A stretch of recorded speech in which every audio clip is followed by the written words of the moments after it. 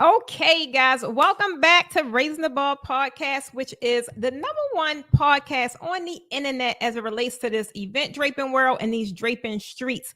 Guys, today we have the amazing Mr. Jeff Moore, who is the CEO of Moore Financial Solutions, and he focused on personalized financial game plans, guys. That's exactly what I told you, and wealth management.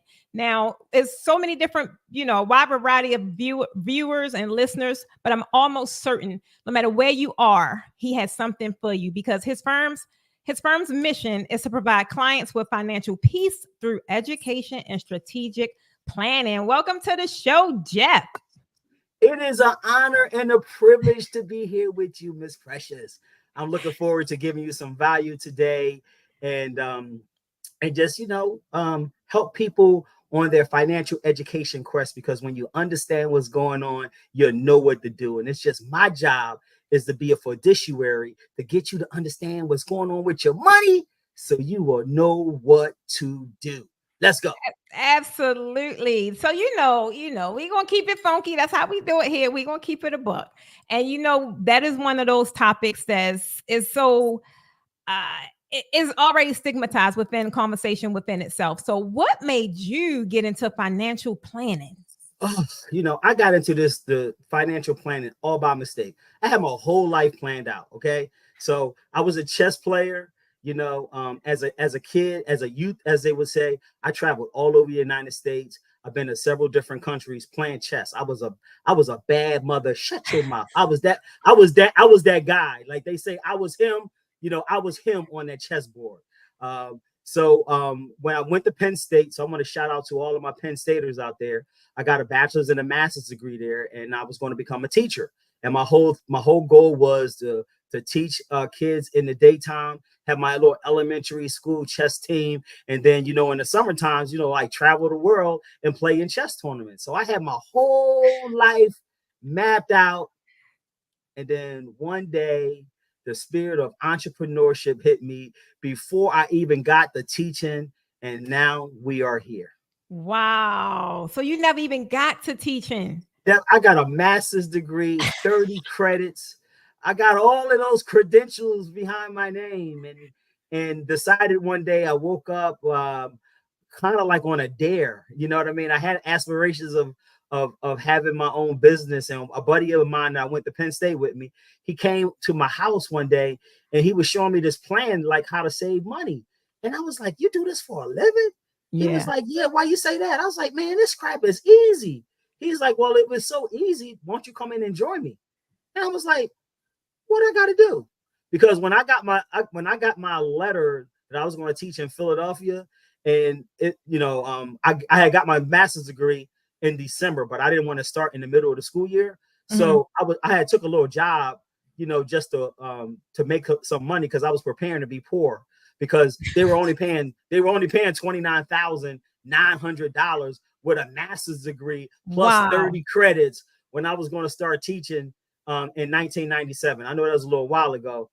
For you young folks that's listening to the podcast, but that wasn't a lot of money then, and it wasn't. It's not a lot of money now. So I was trying to take some jobs to kind of make as much money as I can. So because I was preparing to be poor as a teacher. So when this opportunity came, and I was like, man, I could make as much money as I can possibly make, I was intrigued by that. I love it. I love it. And let's set the record straight. My audience is the mature crowd. So this is Okay. like perfect for those ladies and gents Okay. because they're in that whole realm of, all right, now I'm here, I'm facing retirement. What now? So that is why I definitely wanted to bring you on, because you know your stuff. I definitely can say that and vouch for that. You know your stuff. And it was just, even the conversations we had was like eye-opening. And I'm like, wow, I love how you're able to take the things that seem uh complicated and kind of simplify it to kind of make people understand. And yeah, so we need you, Jeff. And All right. everything is, go ahead. I said I'm a do's my best, as the old folks will say. Do your best. So you got to tell us, right? Like you out there in that world, what anything exciting is happening in the world of financial planning, financial literacy, wealth building? Like what's going on out It there? is a lot of great things going on. Like we are in the largest period of wealth building in the history of the country. Like it Yeah. is being more millionaires and billionaires that's being produced. Like, and it is a very, very, very exciting time Yeah. because it's a lot of money that's flowing in through the economy. But one of the things that I like to shed light on is that everyone teaches you how to make money, but not a lot of people can teach you how to keep it, how to That part. protect it, how to preserve it, how to grow it, how to enjoy it, and then pass it on to the next future. So that's where I kind of carved out a little area in that mechanism that once you make your money, now I'm gonna show you how to keep it. I'm gonna Yeah. show you how to grow it. I'm gonna show you how to protect it, enjoy it, because you're making all this money to enjoy it, baby, right? I fuss at my clients right now. They've accumulated these large nest eggs and they don't want to spend their money. I'm like, well, why Right. did you say this? Right. So, Right. and then more importantly, making sure that there's always money in the future. So our future monies could take care of our kids and our kids' kids, because that's what a good man and that's what a good woman is supposed to do by law, is to make sure they set their generations up for financial success.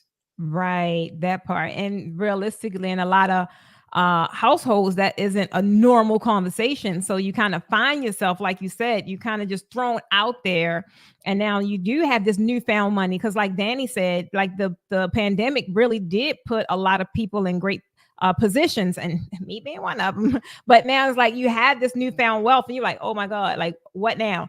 And people that have that older mindset that's coming from poverty or nothing. It's like, what do I do now? So you end up doing nothing, and you keep it under your mattress and you keep it in closets. It's like, no, you got to put it to work. We're not saying that. We're saying that we want to keep it and protect it and grow it, because Yes. once you get that money, you don't want to go back to that lifestyle when you ain't had no money. When you was robbing Peter to pay Paul, or you went to go rob Peter and you couldn't find him, and Paul was knocking on your door like, where my money at? You don't want to go back to that lifestyle. You You want to be don't. able you want to be able to strategically put your money where you're going to grow it every year, guaranteed, and that guaranteed is uninterrupted for the rest of your life. And there are strategies that you can do that's been around for a number of years, that many people are not just taking advantage of it. So we're Yeah. just trying to shine a light on it. So we're trying to shine a light on it and say, okay, now you got the loan. Now let's show you how to keep it so you Yeah. can enjoy this lifestyle, so that taxes don't be the thing that you built all this money up for to pay Uncle Sam and Aunt Bunny. So that's an important thing, is to make sure that now that you have the money, to have the strategy to go so you can keep the money that you've already made. Because this pandemic time probably never will come again in our lifetime, the way that they floated so much money in Money. the Yeah. economy that we can have access to this kind of capital. Yeah. Yeah. It definitely changed a lot of people's lives, a lot of people's perspective. They, was able now to see things from a different side. But guess what, Jeff? It takes those guys like you, right? Like if you're not seeking the resources and really want to know more and doing your due diligence and learning, like the way you put yourself in those different events you go to, and you're speaking and you're educating, like that is really needed in the community. So I commend you for that. Yes, indeed. I thank you. And I just want to let your audience know, like from my heart, like to make sure that you have a plan for taxes, because taxes are going to be the biggest expense for the rest of your life. I was just on this website, and I encourage your audience to go and check this website out. It's called usdebtclock.org. And that is a snapshot of all of the government's monies that's coming in and monies that's going out. It gives you a picture of it. And one of the most alarming statistics on that page is that debt clock is almost $35 trillion. Wow. And no one in Congress is talking about how they're going to pay the interest on a credit card bill that got $35 trillion on it. Wow. So if Uncle Sam is positioning and allowing you to grow all of this money on a tax deferred basis, they know that they got a setup to pay for their spending spree right now. So you got to have a strategy in place to mitigate that so it don't affect you and your money. Right, right. So you got to kind of help us out here a little bit, Jeff. Getting started with finances, getting started with money, even talking about money sometimes can be super overwhelming to people that's not used to it. So what tips would you have to someone that's new, want to get started and is kind of new to the game? What would you tell them? Great question. Great question. I love that question. And one of the first things, like the principles of financial, I like to say the principles of keeping your money. Okay. So when you make money, the first thing you should do is save before you spend. I love it. Because if you save your money before you spend your money, guess what, Precious? What? You always have some money. Okay. So that's the first thing. The second thing is the many people, I see many professionals and entrepreneurs, and they're making a lot of money. And one of the most alarming things that I've noticed is that many people don't have a budget. And Yeah. more importantly, they don't operate from a budget. The budget is always it's up here in their head. Like, I know when I get paid on Friday, I'm gonna pay this off, I'm gonna pay this off, and I'll pay that off. And I'm saying it's like we gotta like I call it a pattern interrupt, where we gotta stop, where we gotta start to give our money directions. And the way that you give your money directions is by having a budget. And it's about planning and organizing so you will know how to keep and protect the lifestyle that you currently have. You can cut out areas where, I just recently had one of my clients do an exercise, and they picked up almost it was almost $2,300 a month. Wow. That they were spending on subscriptions. Yeah, I can see that. Personal and in business. And I was like, wow. And Wow. the crazy thing was, a lot of the subscriptions they were paying for it, they weren't even utilizing them. You know what That's I mean? So common. they were paying the little $99 here, a little $79 They there, add a little up. $39 here. They add up. And when They you add add up. those things up, I was like, so once you get a, and that's why it's important about having a budget and writing out your budget, because it gives you ability to get back control of your money, because you can start to see where your money is going, and you can start to make some changes. And like what we say in the financial world is like to cut out some of the fat. You can see some of the areas where you can cut some of the fat out so you can keep more of the money that's coming in under your management. One of the things I always like to say, either you paying interest or you earning interest. So you got to have your dollars get more strategically put where you earning more interest instead of you paying interest. Because one of the things when you pay interest, like on credit card bills that you cannot deduct, you lose the right to earn interest on that money forever. It's gone. You can never recapture it back. So by you getting in control of your money, you can start to position your money where it's going to be earning more interest for you, and stop putting in the positions when you're paying a lot of interest on your money. And that's some of the things that you can do initially to kind of get control back of your money. So save first, get a budget, make sure you get an emergency account. I like to advise my clients to have I call it a what if account. You guys call it emergency account. I call it a what if, because I like to say, well, what if this happens? I want to make sure I got some money to take care of those what ifs in life. And I like to, the standard, financial advisors tell people you keep 3 to 6 months in your emergency account. I like to have it a little bit more. I like to have a minimum of 10 months minimum. Ideally, I'd like to have 10 to 24 months in savings, because just think about it. If you making, let's say you just one of the things I saw yesterday, that Microsoft laid off their whole entire staff of their DEI department, right? Mm-hmm. So those people, most of them probably were making 6 figures and above, right? It's going to take them some time to find a job. That they were making the same amount of income that they were making at Microsoft. Yeah. Right. And to further support what I'm saying, the Department of Labor did a study and said that if you're making 6 figures or more, it's going to take you at least 10 months to find another job similar to equal the pay that you just lost on. So I'm looking at the data and I'm looking at the statistics, and I'm telling my clients, let's try to get up to 10 months saved, because I know a minimum, if the Department of Labor is saying you're making $100,000 and if you lose your job, it's going to take you 10 months. So let's have 10 months in that what if account that you can pay your bills, and your current lifestyle will continue to go as if while you're still looking for your job, and you ain't got to be eating, peanut butter and tuna fish, noodles and noodles. You know what I'm saying? You can stay shopping in Whole Foods and you're not at the Dollar Tree. Right. Why they raise the price to $1.25? I liked it when it was $1. I got you. I agree. So we have a question from Danny here. Danny says that there's somewhat of a stigma with hiring a CPA or an accountant because they're not always honest and trustworthy. How do you vet a person who is handling your finances? Good question, Very Danny. good question. One of the things I always say, you need to have a dream team when you planning your finances, and your dream team must consist of a guy like me, because I'm a financial strategist. I'm going to just, boom, boom, boom, because I keep everything going with the other people on the team. You also got to have a thorough accountant. And I like to have an accountant that specializes in taxation, because my fundamental belief is that taxes are going to be the biggest expense for the rest of your life.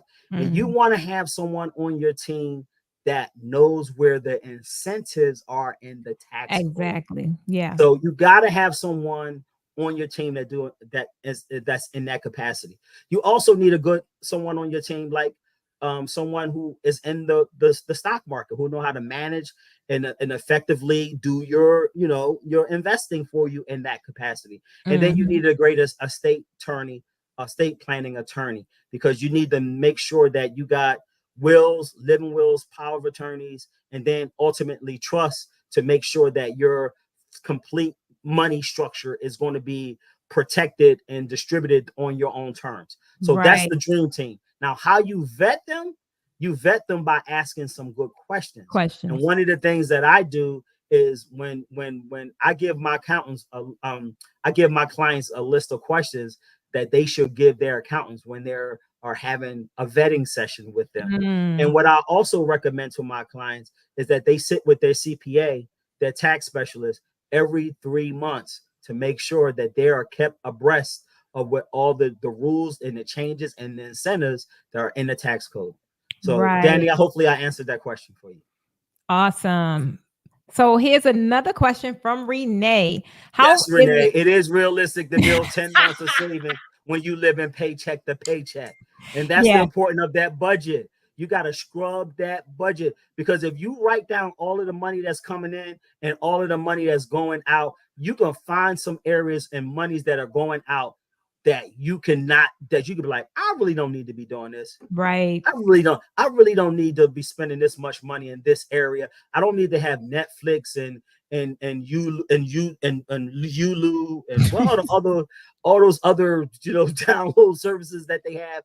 You ain't got to go meet with your friends and do happy hours every Friday. I mean, you could do it 1 week out of the month. I mean, it's ways in your budget. Yes. I've seen it time and time again. I got clients that make $40,000 and $50,000 a year, right? But they got $400,000 and $500,000 accounts because they have scrubbed their budgets and they are putting their money to use for them, and they're not losing money unknowingly and unnecessarily by not being in control of their money. So I would say yes, that you can, if you just change the way that you think about your money, and don't let your money control you, but you control your money. Yeah, I agree. Just speaking to that quarterly meeting with your financial advisor. Funny, because just had my quarterly meeting, and you're spot on, Jeff. You have so much going out, and when you're not trimming the fat, you don't even realize it until you have someone that's able to kind of do an overall look and say, well, allocate those funds. What is for this and what is for this? And you have to, if you're not disciplined already, you have to realize one is necessary. You're going to have to pull it from somewhere and start practicing to really take care of your money and handle it in a different way. If you're looking for that long-term security, and you ain't trying to go back to the noodles. So yeah, right. And one little thing that can help you to get to that 10 month is just to save first. Just to save first. I mean, just think about it. If you getting a, I'm just using a clear example. If you get paid $2,000 every 2 weeks, I'm just using that for an example. And if you save $200 of that $2,000 that you save every 2 weeks, after a period of time, that $200 that you were saving every 2 weeks is going to continue to grow. You're going to look up and say, wow, I got $10,000 in my savings account and I didn't even realize it was there. So I've seen situations where that has happened before. And another thing, it's been times where I do my budget and I go do this on myself. And I was like, what the dickens was, what the hell? It drives my wife crazy that I know I might be a little extreme. So, just put this in the right context is what I'm saying. I get a receipt for everything. I track all my money. And I'm not saying that you should be like what I'm doing, but at some point you got to have an awakening where you are like writing down, like, all right, how much money I got coming in? Where am I tripping where I'm spending all this money? Do I really need to be going to the bar and spending this? Do I got to go out to these places and doing all of these different things on money? Do you got to spend $300 on a Gucci belt, or you got to spend for you ladies out there, $2,500 on that Fendi bag or that Chanel bag, or that Gucci bag. I mean, I know those things are nice to have, but they're nice to have when you got an asset that's paying for it and not your income. Yeah, how about it? That was a whole bar. I like that one right there, Jeff. Yeah. Have your assets pay for your luxuries, not your income. Absolutely. That's another conversation that we can have for another day. We can talk about how having them assets could pay for that Chanel bag. Oh, that's a good lead, man. Let them assets buy that Chanel bag. Okay, I'm sorry. You better write it up. You better write it up, Jeff. I'm trying to tell you. Oh my goodness. So with everything you see, that's why I want people to come to my conference November 1st and 2nd in Atlanta. Right here in Atlanta, man. Right in hot Atlanta. We coming to bring the strategies for wealth builders to hot Atlanta, because I heard that hot Atlanta got some of the best wealth builders in the whole country. So I'm like, I'm going to go to the city where the wealth builders reside and bring them some strategies that they could keep that money, protect that money, circulate that money, preserve that money, and pass that money so that Atlanta can be, the platform, or one of the platforms, or one of the money hubs in the country, especially for entrepreneurs and business owners. Yeah. I have a $2,500. She got a $2,500 bag and don't have $25. Now you need to go sell that bag, girl. You need to go sell that bag. Go on eBay and sell that bag so you can put that balance in your bank account. That's right. I'm sorry.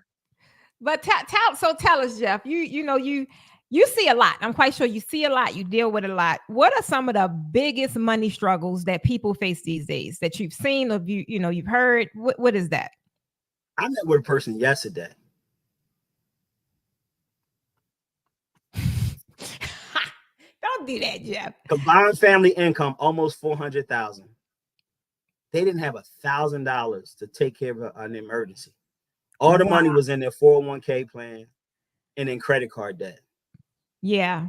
I mean, a crib. I mean, you could put that joint on. Oh, since we got an older audience, they would know this reference. You could put that crib on MTV Cribs. That crib was fat. Oh, MTV. But when I looked at it, I'm like, you ain't got $1,000. Wow. So if you have one little financial oops, yeah, now you got to raise your 401k plan and pay all kind of additional taxes and penalties. I mean, you struggling. I mean, like we got to stop spending our money to impress people that we don't like. Woo! Not that we don't like, Jeff. I'm telling you, people we do these things. We got these fly cars and we got these big houses, and we trying to impress people that we don't really even like. That is so true. And I think if we could get out of that mode, we can start to do some more powerful things with the $1.8 trillion that we're making in our economy as Black folks. If we I could love just it. change, if we could just have one little pattern interrupt and not trying to impress people by buying all these luxury things that don't add value to our life, and start repositioning that money into things that add value into our life, our financial lives will be a whole lot better. Whole lot better. Yeah. I'm trying to tell you guys, Jeff is really giving you guys some nuggets, and we ain't even halfway through yet. I need you guys to share this video because it's going to be many other people that's on your timeline, people that that needs to hear this conversation. If you want to see podcasts like this or more guests come on that's bringing the nuggets that you need, I need you guys to support the platform. Tune into Jeff. We're gonna have all his information and the comments down in the chat. He do have a conference coming here in Atlanta in November. Jeff, take a moment and tell us about this conference now. Man, this conference, can I just talk? Can I just shame myself a little bit before I get into the good things? Let's roll. As the old folks say, I posed that had done this 5 years ago. What? Yes, and it came to the point where, like, I'm teaching strategies to my clients right now that are non-traditional in our community. Okay. So one of the things that I'm doing is I'm positioning them and encouraging them to have money saved. Yeah. Okay. Like moolah, like, to be able to take advantage of an opportunity when the opportunity come your way. Because first of all, the worst thing in the world financially to happen to you is to have an opportunity that you can move on and you ain't got the money to move on it. Right.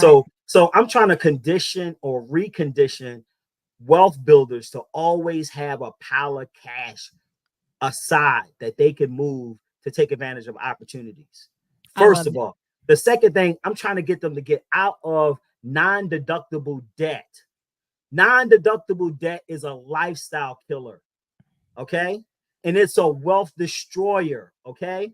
So when you have credit card bills that you carry from month to month to month, when you have automobiles, payments that you have month to month to month, and you cannot deduct the interest off those credit card bills and those automobiles, you lose the right to earn interest on that money forever. So we're trying to eradicate the debt and get people to start to live a debt-free lifestyle. Yeah. Second of all, third thing we're trying to do is to have them to get overfunded life insurance contracts. That's right. I said life insurance because this ain't your mama and your daddy's insurance.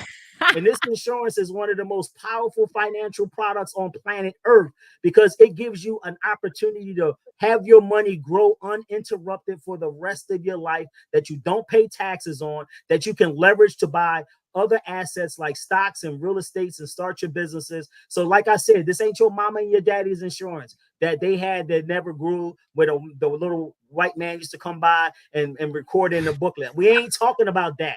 We talking about something else. Okay? We talking about some of these strategies that these affluent people have been using 100 years or more. Yeah. That's not new. It's just new to us. So we're just trying to shine a light on how you can keep more of the money and be in more control of your money and be able to leverage your money to buy assets. Yeah. Okay. And the third thing that we're going to be talking about is how to protect the money as you made it. Because 95% of Black folks don't have wills, living wills, power of attorneys, or trusts. So we want to introduce to make sure that once you made the money, now you can keep the money and grow the money. So these are going to be some of the things that we're going to talk about at the Cash Value Wealth Building Summit, November 1st and 2nd in Atlanta. If you want to come to the conference, you can go to the website and get your ticket. It's www.cashvaluewealthbuilders.com. Sorry for the commercial, Precious. No, plug it. They need it. Where they could get their ticket, and it is going to be the most exhilarating experience you will ever experience, because you're going to be in a room full of other wealth builders on the same journey as you. And I got some bomb speakers. Speakers going to be coming to drop some game on y'all. That's going to drop some knowledge on y'all. That's going to help you not only in your personal life and not only in your professional life, but also in your financial life, because we're creating a movement. My idea is to create a movement on for generational wealth builders, where we're doing things the right way, and we're doing things to enhance your lifestyle, to protect your lifestyle, so you can enjoy your lifestyle and you can pass your lifestyle to the future, so others can be able to benefit off the work that you're doing now. Right, right. I love it. So tell me that again. It's Cash Value Wealth Builder. With an S. .com. .com. And it's Okay. my goal, over the next 5 years, is to build a community of 5,000 wealth builders, cash value, where we are taking out life insurance contracts I that love we it. have designed a very special way, and we're buying real estate, and we're buying stocks, and we're starting businesses, and we're funding other businesses, and we're crowdfunding our cash values, and we're investing in our other businesses that in our communities, so we can have a guaranteed source of funding for our businesses, so our businesses can have an opportunity where they could come in and leverage relationships to help each other's build, develop, and grow. So that's my idea. That's what's on my heart. And I'm going Mhm. to do any and everything as the Lord guides and leads me to make sure that this becomes a reality. And the next step is November 1st and 2nd in Atlanta, for the Cash Value Wealth Builders Conference. We're going to make sure you're fed. We got a dope environment. You have no excuses. Only thing you None. got to do is show up. Everything else have been taken care. You just come with a good attitude and a smile, and ready to learn. We're gonna make sure you got notebooks. We're gonna make sure you got food. We're gonna make sure you got setting. You ain't got no excuse. So that just get to Atlanta November 1st and 2nd. If you in Atlanta, just carve out some time for 2 days, and we're gonna be able to change your financial lifestyle and give you some perspective on how you can build wealth the right way. I love it. I love it. So yeah, definitely that's going to be an amazing event, amazing conference. So yeah. Um tell the people when we have two questions here.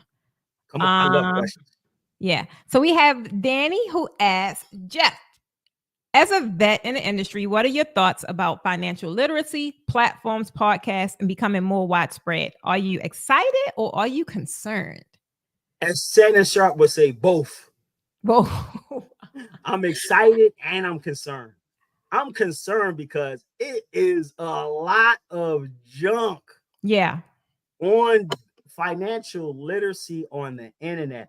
Beyonce is going to turn her internet off if Oh. y'all keep putting all that garbage financial literacy on her platform. She don't like all that garbage, like people telling you to put your car in a trust. Go put your car in a trust, and your car gonna be protected. I'm like, what in the dickens is going on? Oh And my so much stuff is being is saying in in like micro terms. yeah. And money should be looked at as macro. And I tell people all the time, money and math is not the same. So you can't look at your money in one thing and say, if you do your money with all this one thing, everything is going to be okay. Because Right. 1 and 1 equals 2 all the time in math. But 1 plus 1, you don't know what is going to equal in money, because there's too many other things that effectuate what that 1 plus 1 is. You got taxes, you got inflation, you got Right. other things that can affect that. So on a concern part, is a lot of people that don't have credentials taking sound bites telling you what you should supposed to be doing.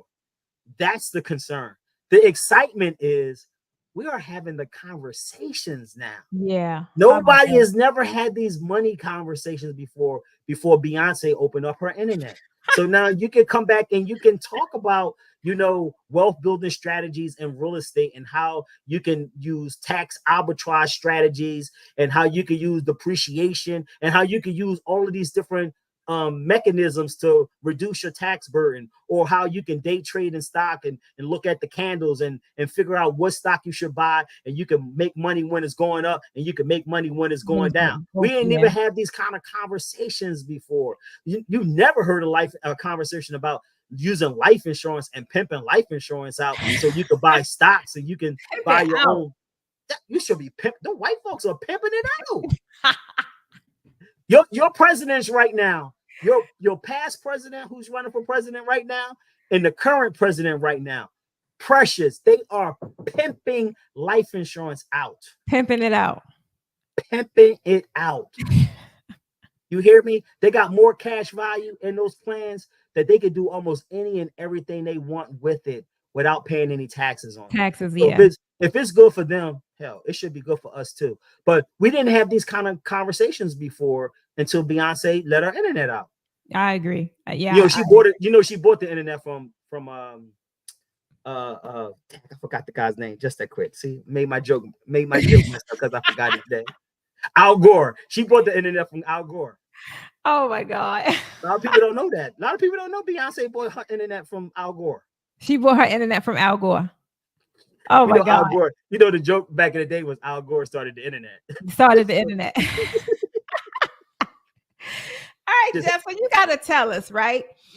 It's a lot happening, and you're kind of segueing right into my next question, which is perfect, because how are you able to keep on top of all of the changing rules and the different regulations, and 1 minute is this way and it's that way? Like, how are you able to stay abreast?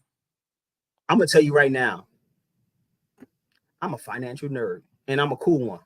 Yeah, I'm bringing the coolness back to this money learning nerd thing, because they used to look shy on the nerds, but the nerds run everything right now. Yeah, definitely do. I go to conferences. I'm in a mastermind. I read a lot.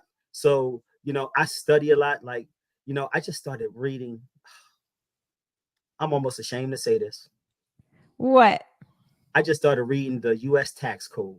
I've been looking at all, where some incentives are, so I can give my clients better questions to ask their CPAs as it relates to their particular business. Because I look at myself as I'm an asset to my clients. You know what I'm saying? I want to make sure that they have the best information that I have available that I can give to them to make their financial portfolios better. So I do a lot of things. Last year I spent, close to $75,000 getting education and training. So that's what I do to kind of stay abreast on what I have to do. I have continuing education classes that I have to take for the licenses that I hold. Yeah. So, I try to stay, I want to be an asset and a resource to the people that I serve. I love that. And that further goes to show, even in a totally different industry, but that is the same exact things that we say that you should be a forever student, especially if you have any kind of influence, or if you're passing on any kind of information off to others to help them get further faster. Like, you have to stay ahead of the game. So I thank you for saying that, because a lot of people fall into, they'll take a class or do one mastermind and they feel like that's it. And I'm like, nah, like that, you just started. I'm gonna give props out. I'm gonna give props out to my mama for that. Because when I was a little kid, she used to always say, "Don't no woman want to talk to no dumb man." That's true. So I always said I gotta keep my education game up, because I don't never want no woman look at me and be like, "Oh, he one of them dumb men." Nah. Oh my goodness. I love it. I love it. So Jeff, last question from me. Guys, if you have any final questions, ask Jeff, throw them in the chat. Now, I got to ask this one, because I was like, that's going against the grain. Your motto is more money, less problems. I need you to unpack that for me, brother. You got more money, you got less problems. So I get it. I get it. Well, Biggie said, what you do. Biggie said, when you got more money, you got more problems. But with the money that I'm showing the strategies to keep more of your money, you got less problems from Uncle Sam and Aunt Bunny. That's the context that I'm using it in. So if we can help you create more money with less taxation, you're going to have less problems. I love it. I love it. Okay. Because remember, taxes are going to be the biggest thing you got to worry about. And you know what, Precious? A lot of people think that we are paying a lot of taxes now. Really? Not even thinking about what's about to hit? No, it's not even that. This is like, but we are in the lowest period of taxation in the history of our country. Yeah. And people think taxes are high now. And I'm looking at people like, but we're in the lowest period of taxes in the history of our country. So how could you say that taxes are high? Yeah. So that's why I always say if you don't have tax strategy, you're doomed. Yeah. Because I agree. Uncle Sam is going to come get all his money. And when Uncle Sam come and get that money that you just say, oh, that you're so nonchalant about, oh, it's in my 401k. Oh, it's good. Mhm. I'm Yeah. earning 6% in my 401k. Uncle Sam, like, Uncle Sam sitting back here, like, yeah, got him. Yeah. And then with Uncle Sam, he always bring his side chick with him. Yeah. A lot of people Who don't. the side chick, Jeff? That's Not the our side bunny. chick.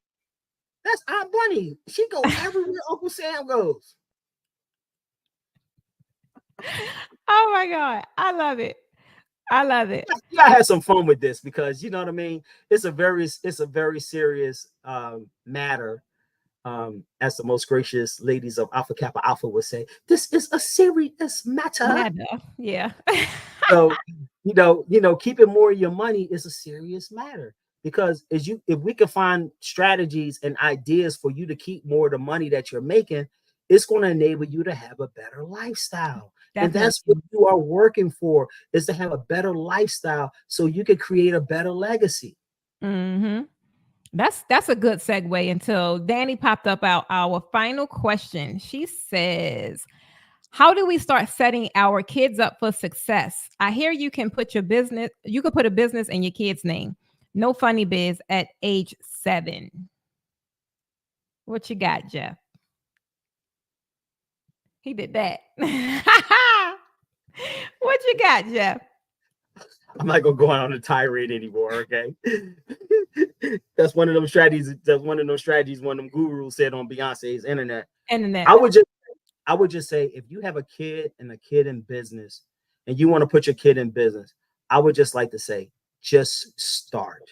The hardest thing sometime in the world is just getting started. But if you get started and then you start to position yourself to get other resources and you learn a little bit and you get the right financial partners on your team, they will Yeah. be able to help you to structure and make sure you can take the advantage of the incentives it will have for you having a kid in business, because you got to make sure you do those things properly. Because Right. if you have a oops while you are doing that, the IRS is going to penalize you heavily for it. So I would just say make sure that you get a plan. If you have a kid that's 7 and you have a business, make sure you get the right information, preferably from your tax strategist, on how you should do that so it could be a win-win for you, a win-win for your business, and a win-win with the IRS. Absolutely. I agree. Absolutely. Inspect what you expect. You said That's a inspect. bar. I Inspect love what it. you Expect expect. what you expect. Who I might use that later, Jeff. Yeah, man. I'll credit you though. I tell my daughters that all the time. Inspect what you expect. I love it. Danny says bless. So Jeff, you gotta hit us off with some final words for the audience. This was so good. Save money first. Because when you save Save money first. before you spend money, you will always have money. Money is the key for you to have position. Because when you have money, opportunities will find their way to you. And there is no better money than tax-free money. Yes. That's Tax-free that's money. my story, and I'm sticking to it. Tax-free money is the best money you can ever have. They say cash flow is king. I say cash value is king, because cash flow can be taxed. Cash value can't. Awesome. I love it. So, Jeff, we definitely got to thank you. This is one of those conversations that is very well needed. And I'm glad you were able to bless us over here at Raising the Bar podcast, because I know they got some gems out of it. They were saying it down in the comments. So if you guys are in Atlanta, guys, we told you Jeff is having a conference here November the 1st and the 2nd. This is the website where you could get all of the information. And when the podcast actually launches, everything will be down in the show notes. Also, what else do I have here? I have your More They can follow strategy me, website. and they can follow me on Jeff the Wealth Builder, Instagram, TikTok, YouTube. I try to put out some great content that people can utilize. And that's that. I love it. Well, Jeff, I, as I always, thank you for the and thank you, Precious, for the opportunity to share, to laugh, to get a little education, and to be able to come and just talk to your audience. I appreciate it. I hope your audience don't consider it a robbery that they spent the last 45 minutes to an hour, getting some financial information that can improve their lifestyle and improve their family. So thank you for the opportunity to be on your platform. absolutely. You're a friend of the show now. We're going to have you back with that other conversation we need. So, guys, be looking. Be looking out for Jeff. And as always, this is your girl, Precious Stevens of the Posh Academy, signing off. Bye, guys.